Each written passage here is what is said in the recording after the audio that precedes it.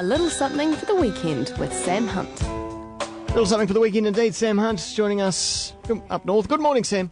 Good day, Wammo. Hello, how are you? Very good. Of course, it could be south of you, I suppose. I mean, if you're listening anywhere in the Northern Hemisphere. Well, this could be the case. If for any reason you're on the Kermadex at the moment, you'd be listening. They'd be coming from where? I don't know. That's right. I wouldn't mind being on the Kermadex right now. It'd be I'm feeling good today. Oh yeah, because last week you I was crook as a dog last week. You didn't sound it though. You sounded great. I was whistling. My throat was whistling down the phone, and like an old man. An old man wheezing his last. That's how it felt. But I've taken a new line on life. I don't drink any more white wine. Oh, yep. No more nail varnish. Okay. I've given up on paint stripper. Yeah, good on you. And so I'm living really quite a healthy life, just drinking very trendy, very beautiful Central Otago Pinot Noir, but not too much of it. Oh, good. Well, tell you what, I got into this summer. I really quite like is a nice rosé. Oh, I like a rosé. Now, I do indeed, and this should become a wine discussion column. Well, perhaps it should. We could discuss nail varnishes, I think rosé got a bad, not a bad rap, but it got tinged with that there was only a particular sector of the community that would drink rosé, the homosexual community or something. I mean, how ridiculous! I mean, it's an insult to both the community and the wine. Yeah. It's sort of the stereotyping thing. They say that rosé in an alcoholic career is one of the ones that comes towards the end because it's the last sort of alcoholic hit that a full-flown alcoholic can have an affected by. Right. Because when I told a friend of mine who's quite concerned about these things that I was drinking rosé, Wooing Tree rosé from Central Otago is my favourite. Oh yes, okay. Very dry. Wooing Tree. And my friend, she said, "Oh dear." But what I was going to talk about just quickly this morning, if I may, apart from our drinking habits, is that over the week I got a nice little parcel returning from Jesse Peach. Do you know Jesse Peach? The journalist. He's a and director. He directed History Boys. Oh, that's right. He's quit journalism, and that's right. He's a director, a theatre director. Yeah. And when they were rehearsing, when he and the cast were rehearsing History Boys, they had me up to talk about because History Boys, by what's his name? The bloke who wrote History Boys, great English writer, Alan Bennett. Oh yes. And they got me to talk about it, and it was great. So I took a few books with me, because History Boys, the teacher teaching the kids, is sort of absolutely steeped in people like W.H. Auden and Wilfred Owen. So I took some books with me. Anyway, I'd forgotten that I'd lent them to them. They asked me if they could use my books, the old copies I had with me. Yeah. As part of the set on stage at the Maidment Theatre when they put the play on. I unfortunately couldn't get down to see. I would love to have seen the play. I would love to have seen the play. I've read the play, but I didn't see the production. Anyway, it was just so lovely getting. And one book in particular it's a book I had which I took down with me by W.H. Auden. In fact, it's his last volume of poems, which is just Auden. He got. I mean, quickly. I know I've done Auden poems on this program before because I love him. He wrote things like "Lady Weeping at the Crossroads," "Would You Meet Your Love in the Twilight with His Greyhounds," or "The Hawk on His Glove." Just a great poet. Yeah, I've loved him all my life.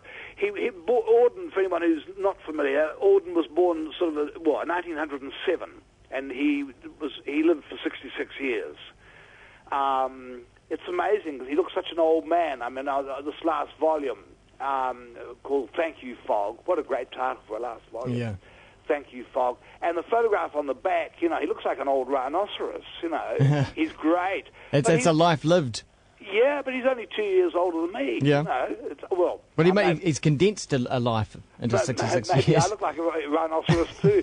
I'll read you that last verse, just the last verse of the title poem, Thank You, Fog, before I tell you one that I really do want to read, which is one of his last poems. It's a funny, finicky old poem. But just listen to the last verse.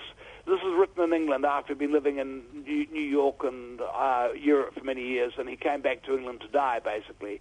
And he's with his old friends. He's mentioned them in the poem.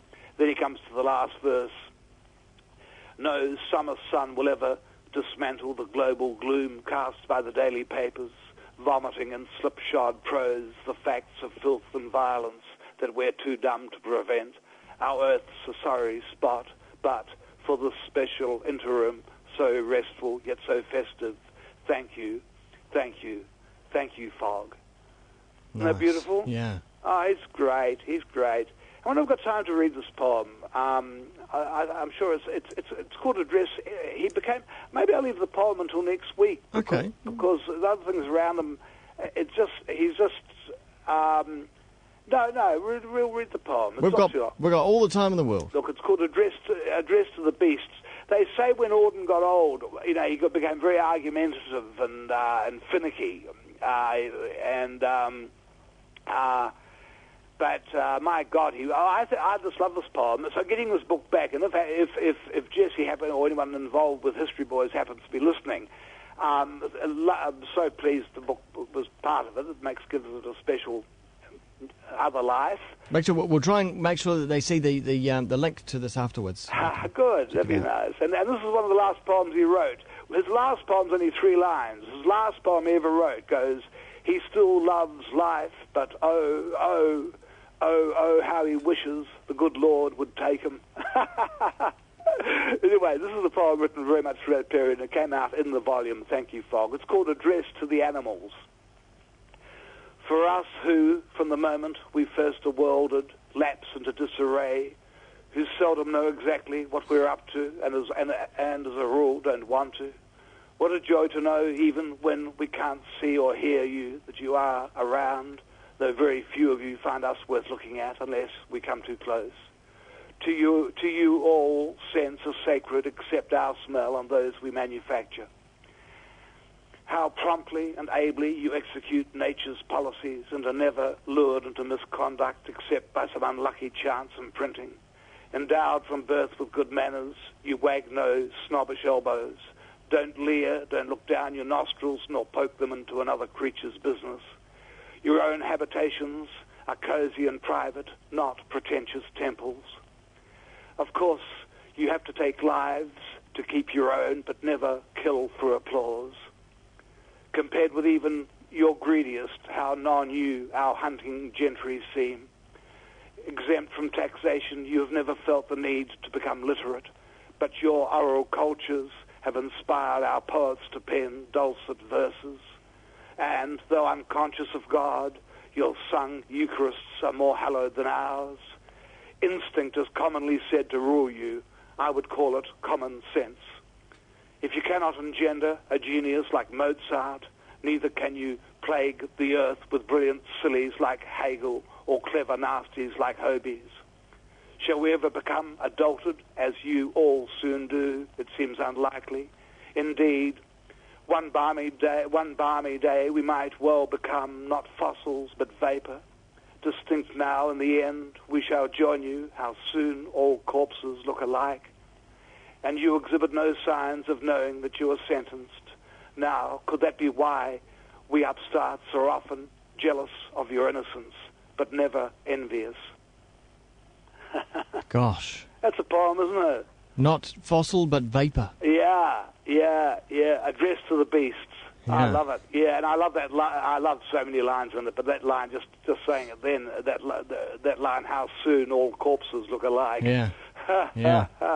And I love that verse, your own habitations are cozy and private, not pretentious temples. Yeah. Yeah, so it's been lovely reading him. Well, I mean, never not, but just to. It also reminded me of something Wammo, I was brought up with, and it's such a good thing, and that is never to sound like I'm giving how people should live. Are you about to preach? Never to lend a borrowed book, because the book mightn't come back, and the person who lent it to you in the first place might never get it back. Yeah. The reverse of that, of course, is the pleasure when, as in this case, with Thank You, Fog, you get the book back, and it's actually like it's like when somebody you've loved sort of has to leave for some reason, and then they return, and you sort of suddenly reminded often how beautiful they are and how much you love them. It's really very much like that with Thank You Fog. Well, what a wonderful week it's been. It's been a good week, and good to talk to you. And I don't know if you can hear noises in the background, but my washing machine is doing its bit. Oh, right. Is it on its final spin? You can probably hear it. I'll see if you can hear it. I can hear that, actually. Can you pick up anything? Yeah, we can. It's going. I wasn't breaking down. Good one, Wammo. All right, Sam. We'll talk to you next week. Good to talk to you. See ya. See ya. That was a little something for the weekend with Sam Hunt, only on Kiwi.